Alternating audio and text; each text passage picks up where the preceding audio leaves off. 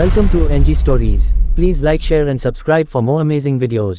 भारतीय इतिहास में एक से बढ़कर एक सौंदर्यवती रानियों का उल्लेख मिलता है। भोपाल के पास ही किन्नौरगढ़ की गोंड रियासत के नवाब निजाम शाह की 7 रानियों में से एक थी रानी कमलापति।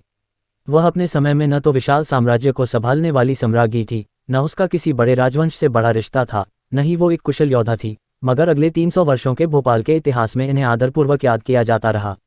आज के भोपाल शहर से 50 किलोमीटर दूर एक स्थान है किन्नौरगढ़। यह उस समय की एक छोटी रियासत थी जिसका शासन निजाम शाह के पास था। ये गौड़ वंशीय राजा थे।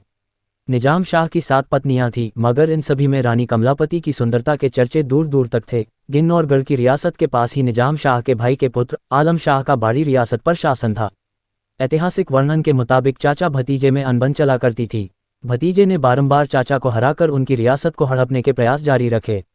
एक बार उसने खाने में जहर मिलाकर उनकी हत्या कर दी।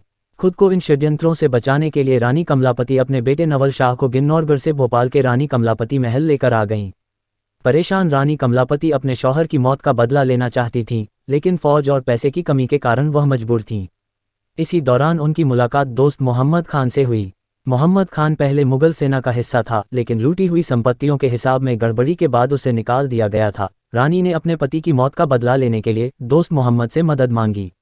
जो धन के बदले रानी का प्रतिशोध पूरा तो करता है, लेकिन अकेली रानी के राज्य पर ही दांत गड़ाने का इरादा भी रखता था। रानी जल्दी ही समझ गई कि दोस्त के रूप में उन्होंने मौत को महल दिखा दिया है। रानी के सामने पहले जाने पहचाने शत्रु अपने ही परिजन थे। अब वे अनजान और बेरहम शत्रुओं से घिर चुकी थीं। इस नए संघर्ष में उनका युवा राजपुत्र नवल शाह मारा गया और किसी धोखेबाज जाहिल के हरम का हिस्सा बनने की बजाय उन्होंने भोपाल के छोटे तालाब में अपने महल से उतरकर जल समाधि का विकल्प चुन लिया। इस तरह एक रानी ने अपनी सुंदरता के कारण बहुत ही दुख सहे। धन्यवाद।